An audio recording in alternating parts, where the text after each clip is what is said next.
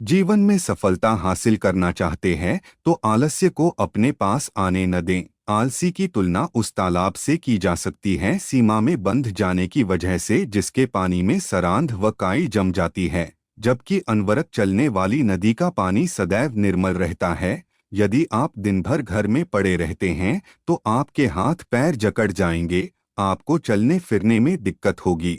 मनुष्य मशीन से यदि काम न लिया जाए तो उसके कलपुर्जे काम करना बंद कर देते हैं। बहुत पुरानी बात है, किसी देश में एक बूढ़ा व्यक्ति रहता था। वह काफी मेहनती था, खेतों में काम करके अपना गुजारा करता था। उसके 3 लड़के थे जो बड़े ही आलसी थे। उसकी आलस्य की वजह से बूढ़ा और उसकी पत्नी काफी परेशान रहते थे।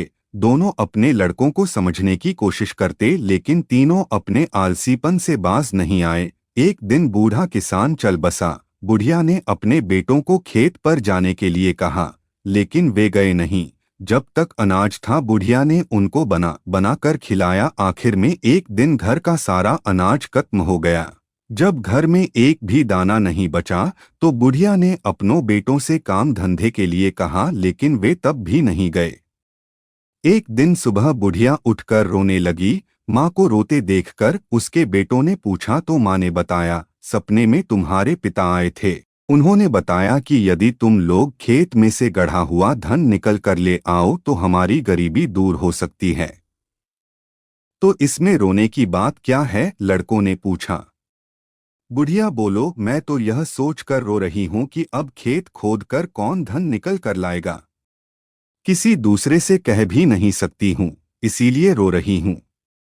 बुढ़िया की बात सुनकर तीनों बेटे खेत में जाकर जमीन खोदने लगे। तीनों बेटे एक ही जगह खुदाई कर रहे थे। यह देखकर बुढ़िया ने कहा, धन खेत में कहीं भी हो सकता है, इसलिए पूरे खेत की अच्छे से खुदाई करो। पूरा खेत खुद जाने के बाद जब धन नहीं मिला तो तीनों बेटे नाराज हो गए। बुढ़िया ने कहा, ठीक है, सपने में तुम्हारे पिता आने पर मैं उनसे इसकी शिकायत करूंगी। जब खेत की खुदाई हो गई है तो क्यों न इसमें अनाज बो दिया जाए। बेटों ने अनाज बो दिया। कुछ ही दिनों में खेत में फसल लहराने लगी। फसल काटने का वक्त आया तो एक दिन बुढ़िया फिर रोने लगी। बेटों ने पूछा, अब क्या हुआ?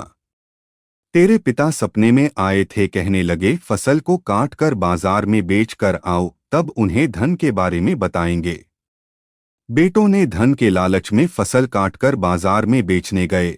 फसल बेचने पर जब उन्हें धन मिला तो तीनों बेटे बहुत खुश हुए।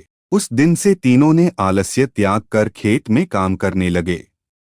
यदि आप अमीर बनना चाहते हैं या अपने जीवन में सफल होना चाहते हैं तो आलस्य से बचें। आलस्य गरीबी है, आलस्य असफलता है, आलस्य नाकामयाबी है, आलस्य अमीरी का दुश्मन है। आलस्य को दूर भगाएं और सफल व्यक्ति बन जाएं। सफल बनना है तो आलस्य को त्यागना होगा। आलस्य से जीवन के रचनात्मक पल नष्ट हो जाते हैं।